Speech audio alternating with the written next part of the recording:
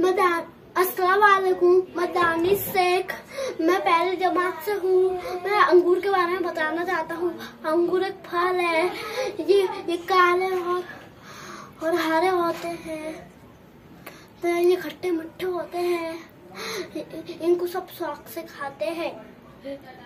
अंगूर को इंग्लिश में ग्रेप्स कहते हैं। अस्सलामुअलैकुम। हमारा नाम सैयदा फातिमा है। हम बुअल जवाद की तालिबा है। आज हम ये आपको केले के बारे में बताएंगे। ये केला फल है और केला हड्डियों को मजबूत करता है और दिमाग को तेज करता है और इसमें फाइबर है और जिससे खाना हजम होता है। अल्लाह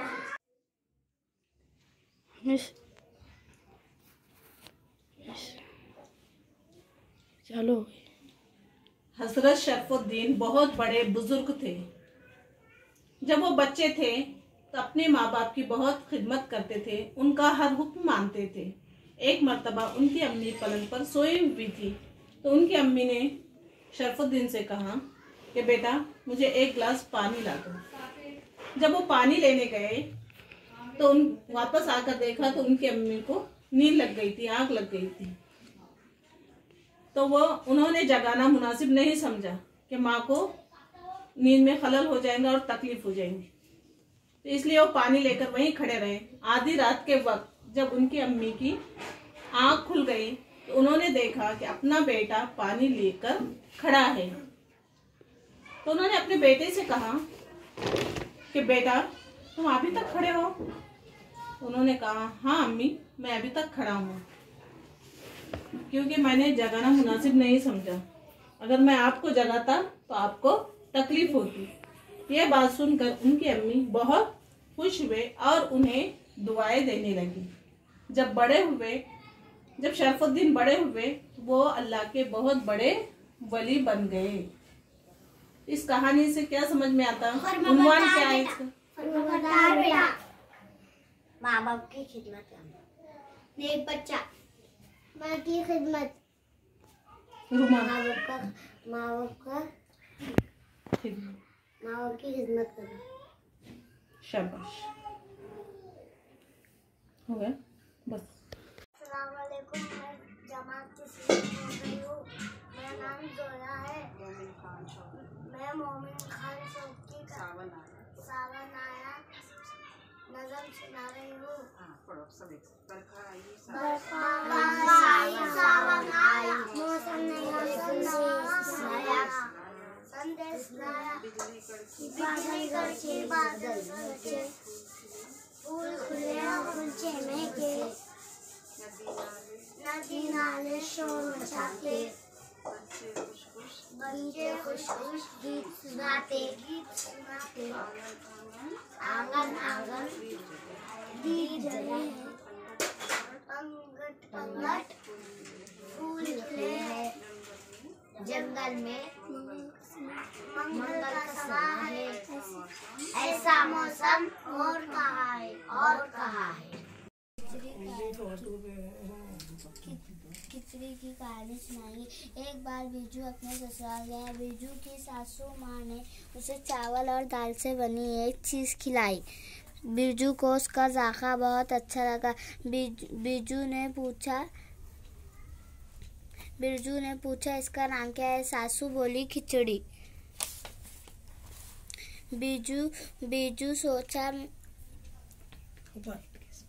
बिरजू सोचा मैं घर वापस जाते टाइम मैं खिचड़ी ही खाऊंगा, लेकिन नाम ना भूल जाऊं, इसलिए वो खिचड़ी बोलते हुए घर के तरफ चल पड़ा। चलते चलते बिरजू का पैर एक गड्ढे में पड़ गया। उसे झटका लगा। वो खिचड़ी के बदला खाचड़ी बोलने लगा। रास्ते में एक किसान अपने खेत में मक्के के बीज बो रहा था। उसे खाचड़ी सुनकर बड़ा गुस्सा आया। किसान बोला मैं तो बीज बो रहा हूँ और ये कहता है खाचड़ी, ठहर जा अभी बताता हूँ। बिरजू और वो उसके पीछे डंडा लेकर दौड़ा और बोला मैं तो बीज बो रहा हूँ और एक बिरजू घबराकर बोला, फिर मैं क्या बोलूं? किसान बोला, उड़ चिड़ी। बिरजू उड़ चिड़ी बोलता हुआ चलने लगा। रास्ते में एक बहेलिया चिड़ियों को पकड़ने के लिए जाल निचा रखा था। उसे उड़ चिड़ी सुनकर बड़ा गुस्सा आया। किसान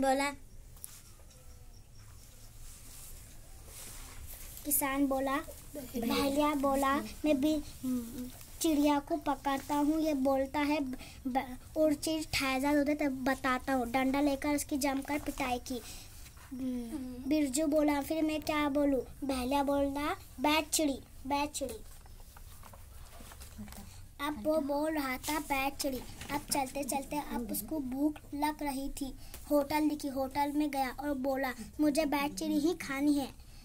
होटल में बोला, मुझे बैठ ही चिड़ी खानी है। एक ही रट लगा रहा था।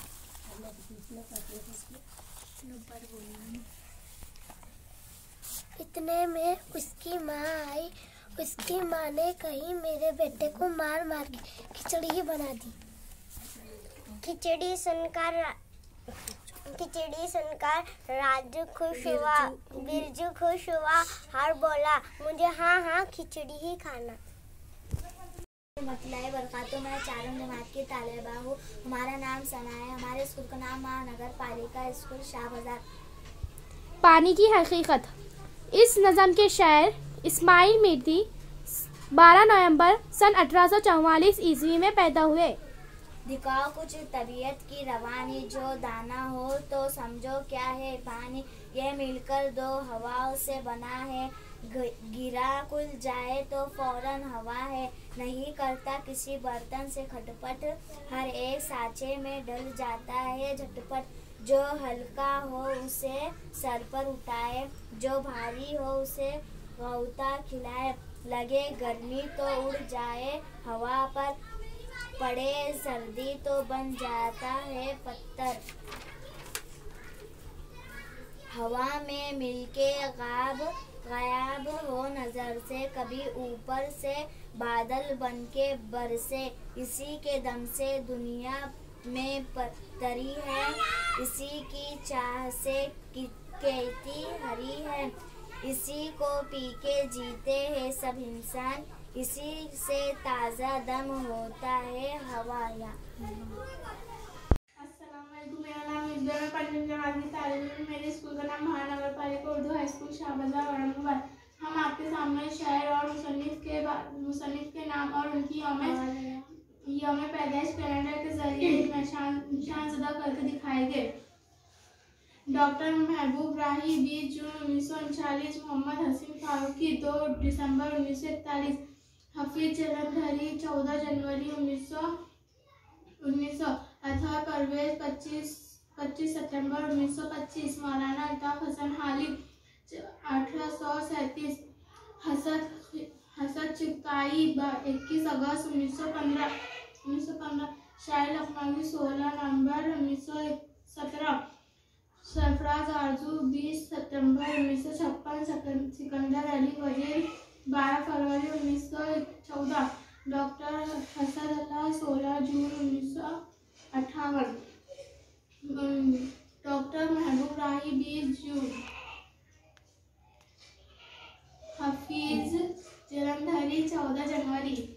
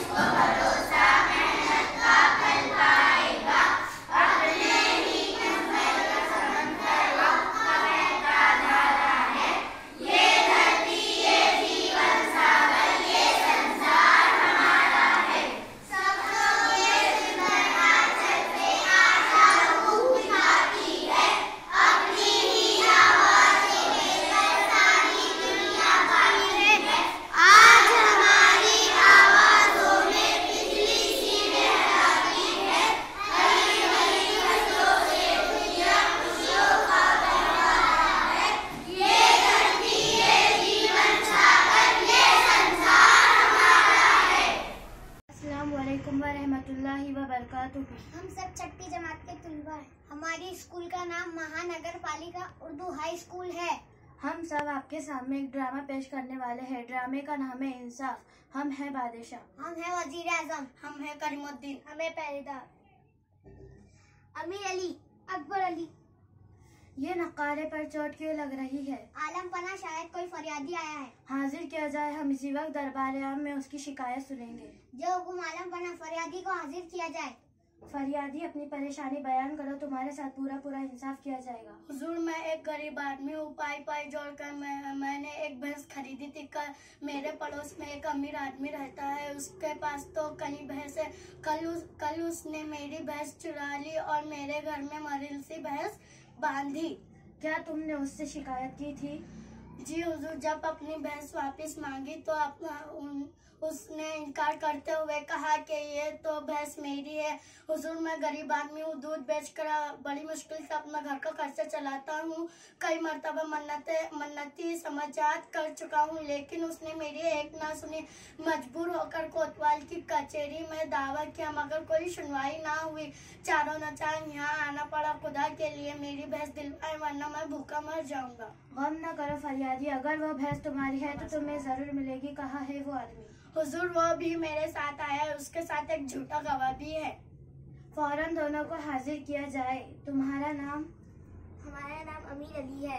और तुम्हारा? इस नाचीज को अकबर अली कहते हैं। हाँ फरियादी, हमने तुम्हारा नाम नहीं पूछा। अब बंदे को करीमुद्दीन कहते हैं, अली जहां। हाँ, तो अमीर अली, करीमुद्दीन ने अपनी भैंस की चोरी का इल्जाम तुम पर लगाया है। तुम इस बारे में क्या कहना चाहते हो? मुझे अफसोस है कि इसने ऐसा इल्जाम मुझ पर आयदा किया। मेरे पड़ोसी जानते हैं कि मैं कभी झूठ नहीं बोलता। मुझे चोरी करने की क्या जरूरत? अल्लाह का दिया, मेरे पास सब कुछ मौजूद है। इससे तो बेहतर था करीमुद्दीन मुझसे वो भैंस मांग लेता, मैं कभी इनकार ना करता। मेरे मोहल्ले का हर शख्स जानता है कि मेरे पास एक ऐसी भैंस है जिसका तू देने में कोई मिसाल नहीं। हुजूर, ये सरासर झूठ है। ऐसी भैंस तो मेरे पास थी और वो जो अमीर अली के भैंसों से ज्यादा दूध देती थी और ये मुझसे छीनना चाहता था। आखिर में मेरी भैंस चुरा ली और मेरा अपना थान पर बांध ली। करीमुद्दीन, ये बताओ, जब तुम्हारी भैंस चोरी हुई उस वक्त तुम कहाँ थे? रात का वाक़या है हुजूर, ये रात का वाक़या है। दिन भर का थका हारा सो रहा था। जब सुबह जब भैंस को चारा डालने के लिए गया तो उसकी भैंस ज्यादा दूध देती। मन गढ़ंत कहानियां बनाकर दूसरों का हक छीने करीमुद्दीन की पुरानी। तुम्हें कैसे मालूम है कि करीमुद्दीन मन घड़त कहानियां बनाकर दूसरों का हक छीनता है? एक माकूल, इसने मेरी बकरी पर कब्जा करने की नाजान कोशिश की थी। हुजूर, गवाह झूठ बोल रहा है। कल उसे आए हुए मेरे पड़ोस में मुश्किल से 15 दिन हुए हैं। आलिम पना, मैं झूठ नहीं हूँ, ये झूठ बोल रहा है। मुझे आए 15 बरस हुए। हुजूर, ये सरासर ज्यादती और जुल्म है। मामला काफी पेचीदा है। इसका हल ढूंढने के लिए हमें कुछ वक्त दरकार है। वजीर आजम, इस बात में आपकी क्या राय है? हुजूर, दोनों फरीकों की बातें सुनकर मुझे करीमुद्दीन पर शुबहा हो रहा है। वो कैसे? जैसा कि करीमुद्दीन ने कहा कि उसका साथ देने के लिए कोई तैयार नहीं। मेरे शुबहा की बुनियादी है, इसे पूछा जाए कि ऐसा क्यों है। हुजूर, मैं एक गरीब आदमी हूँ, मेरे साथ देने के लिए कोई तैयार नहीं। गांव के अक्सर लोग अमीर अली के कर्जेदार भी है और उसके खिलाफ गवाही देने से करतारते हैं। अच्छा करीमुद्दीन, तुम थोड़ी देर के लिए बाहर जाओ। जो हुक्म सरकार। अमीर अली, तुम कहते हो कि तुमने वो भैंस साल भर पहले खरीदी थी। बताओ, तुमने उसे कितने में खरीदा था? 10,000 रुपए में।